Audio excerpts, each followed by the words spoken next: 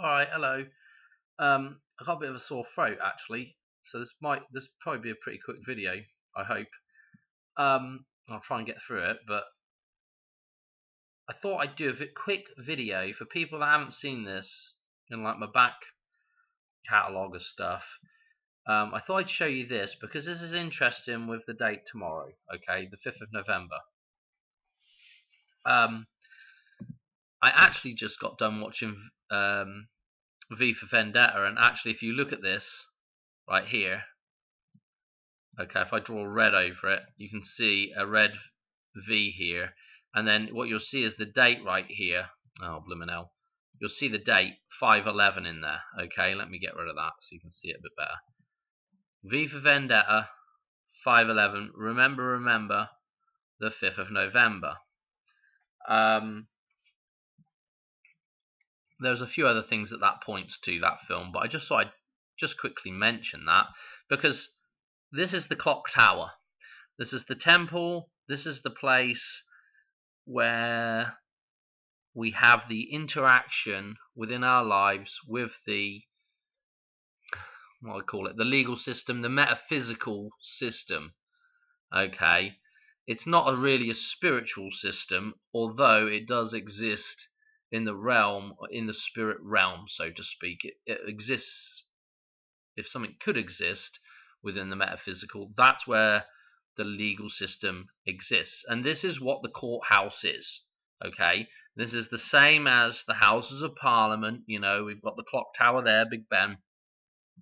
All those ideas is, and the problem what we've got is we go inside that thing and we end up getting trapped in there. We end up getting trapped within the fictional ideas of the Matrix. Okay, now I wanted to put this up though so I could just show you this connection with Back to the Future, you know, and again, this idea of being trapped within the metaphysical is the idea that I keep going on about with the Hoover Dam, is the idea of being trapped within the dam. Okay, and so this clock tower itself, you know, is another representation, or vice versa, of the you know, of the dam itself, of the Hoover Dam is the clock tower and vice versa. Okay, notice at the Hoover Dam we have clock towers. Notice at the Hoover Dam we have two inlet towers on each side of the actual within Lake Mead there that takes water through into the turbines, right? So we have this 11/11 thing going on at the Hoover Dam. And of course, remember the symbolism of 9/11 with the two towers. That date, you know, involving, you know, the actual physical symbolism of the three towers there, you know, with 111 days remaining in the year, that whole thing, you know, having the actual physical towers representing that. Note that we have the potential for the Hoover Dam, which would be a midnight hour thing. It would actually be November the 10th rolling into maybe November the 11th, 11/11. Okay, and maybe that is, I don't know, maybe it's the start of World War III. You know, the beginning is the end. The end of the beginning war of World War I, 11/11, becomes the beginning of the end war. Kind of a weird sort of play there on the Alpha Omega type idea. Anyway, what did I want to show you about this? I wanted to just show you this, the fact in Back to the Future, when we see the clock tower, several times when we see the clock tower, we also see the whole re-election of the mayor campaign thing going on in the background. So we have this idea of elections going on in the background, okay? And so what I wanted to do was I wanted to show you this clock tower that is drawn in this decode chart that I use a lot, right? And the reason why this decode chart really sort of, I don't know, initially interested me quite a lot was the fact that our two middle columns that are in this thing, which is this actual column here and this column here, actually the totals were 55 and 88. So immediately you think of Back to the Future with the going back to 1955, November the 5th, 1955. Don't forget that. This is when time travel is invented by Doc. Yeah. So November the 5th again, 1955, and the 88 miles an hour. So the whole thing. This is before I ever drew this in here. Okay, this sort of, I don't know what you call it. It's just a diagram of the clock tower in here. But this is before I ever drew anything in here. It just was interesting, the 55 and 88 with the connection to Back to the Future, you know, and the fact that the center of this table also had what could be called a 911 at the center of it by reducing that 18 there. Okay. Anyway, not to want to get too sidetracked. What I've got drawn in here is I've got drawn in a stylized 55. So this lightning here is like, you know, if you were to stylize a 5, look, hang on a minute. Yeah, like that. So if we just stylize that number 5 a little bit more, right, we get like, you know, that for a number 5, and we double that up. ZZ Top. Notice ZZ Top did some music for Back to the Future. Okay.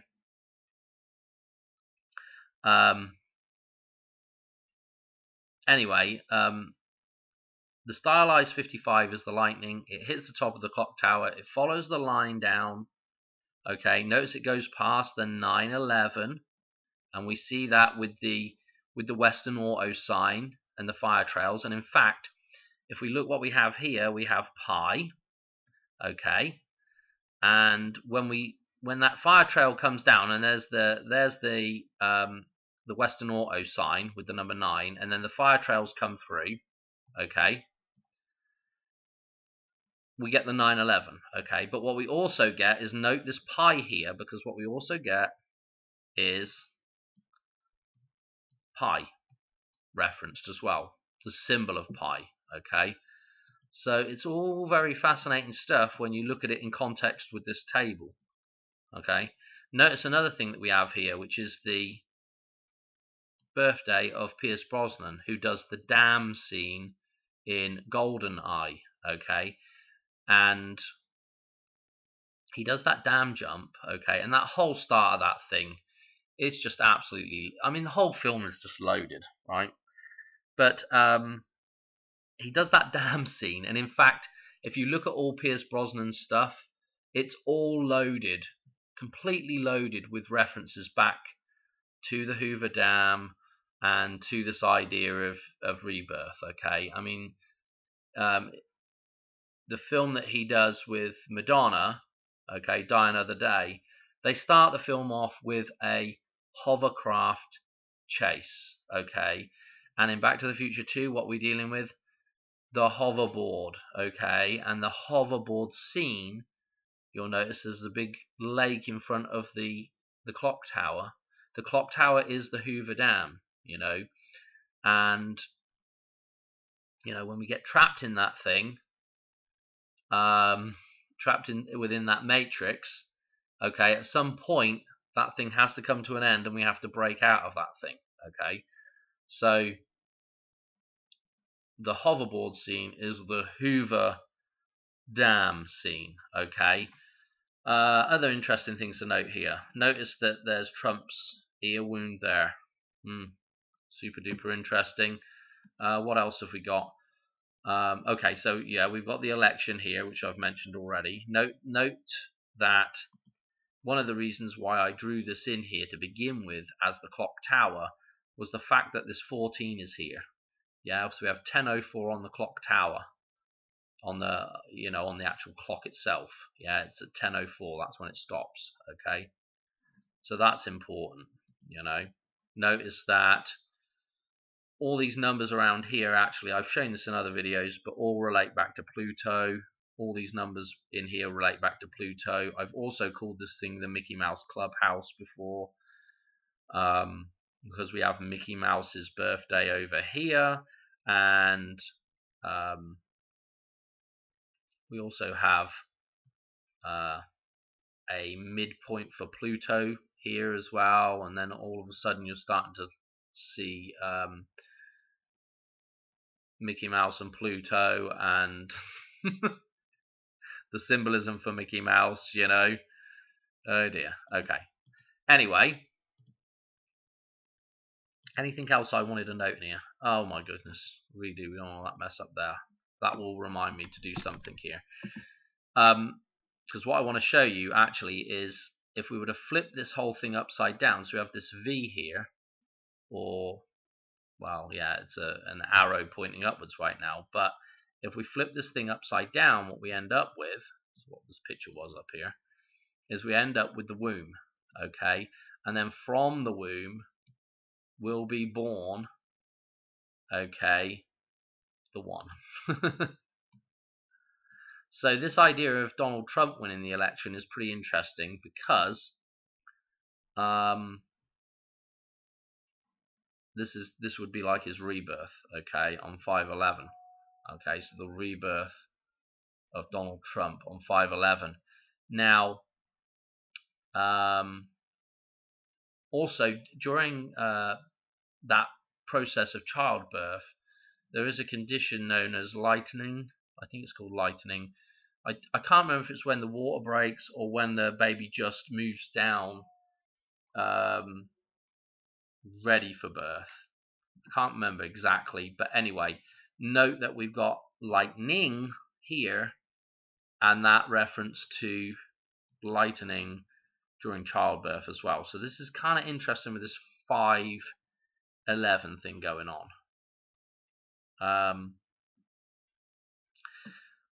Another big reference to 5/11 is actually Billy Idol as well. So I don't think, I don't know anyway, but Billy Idol obviously has a large reference to 55 as well, being the year he was born. And another thing with this, just one more thing with this, if we look at Joe Biden's birthday, okay, 11/20, November the 20th.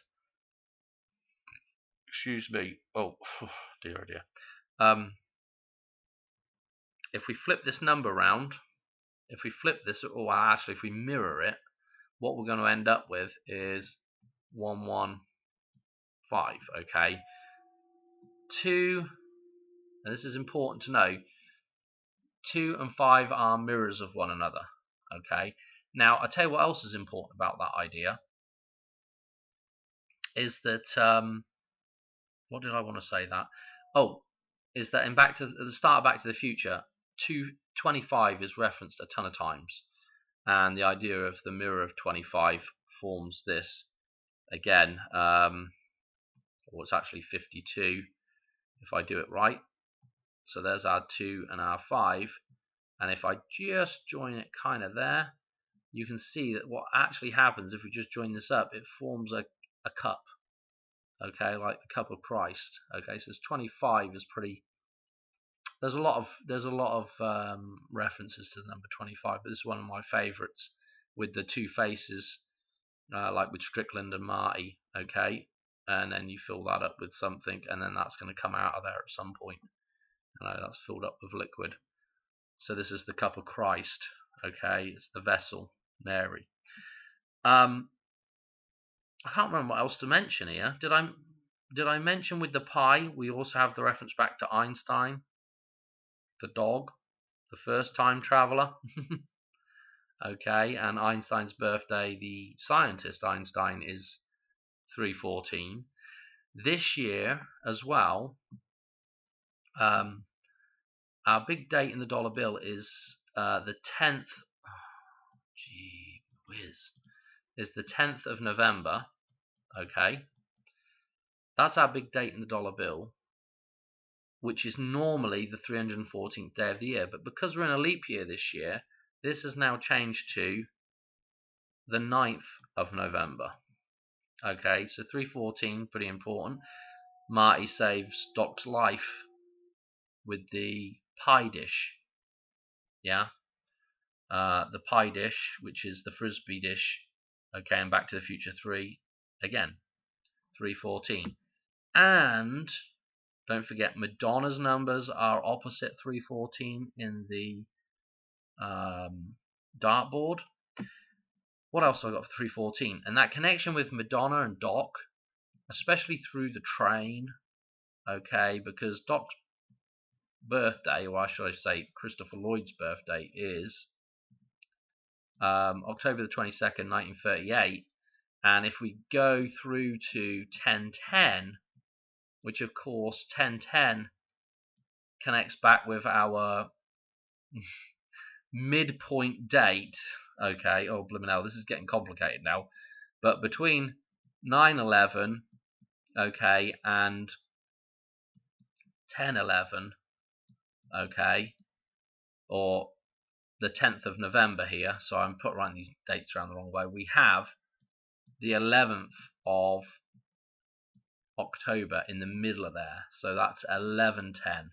So 1010 obviously is a very close number there. It also relates back to Billy Idol, amongst other things, and it relates back to Madonna as well. So there's tons of really nice connections to 1010. But anyway, cut to the chase, Dan. It's 314.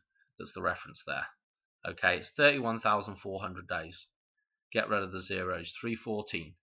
Okay, so that's interesting. Have I already mentioned the ear wound? Yeah, I think that's it, to be quite honest. There's a lot more stuff in here you can probably see. Here's We Seek, We Find, big number here. Okay, 519. They did 19.5 backwards. I don't know what else to tell you really. There's St. George's Day. Notice that.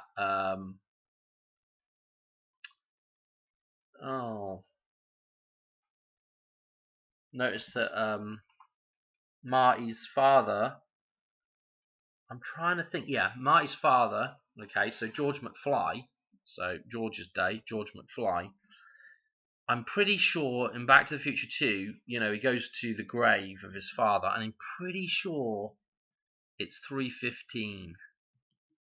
Okay, which again is at a date this year, or in a normal year, this is this date, which is 11/11. Yeah, the end of World War One, the beginning of World War Three, maybe. the end of the beginning war, the beginning of the end war. I don't know. That would be something insane as well, wouldn't it? But yeah, I am also wondering about Joe Biden tomorrow as well. Maybe this is the Democrats' rabbit out of the hat trick, which is which is the death of Joe Biden, which is the birth of Kamala, and I don't know. That would signify the death of man and the full sort of the full sort of movement of mankind into the sort of feminine, okay, into the control system of Kamala Harris, and at the same time the rebirth, if Trump won it, the rebirth of Trump as well, but not to happen until again, that's Kamala Harris. I think it's the 20th of January, so it's Kamala Harris numbers for the inauguration. So that would be, I mean, if something like that happened, that would be absolutely mental, wouldn't it?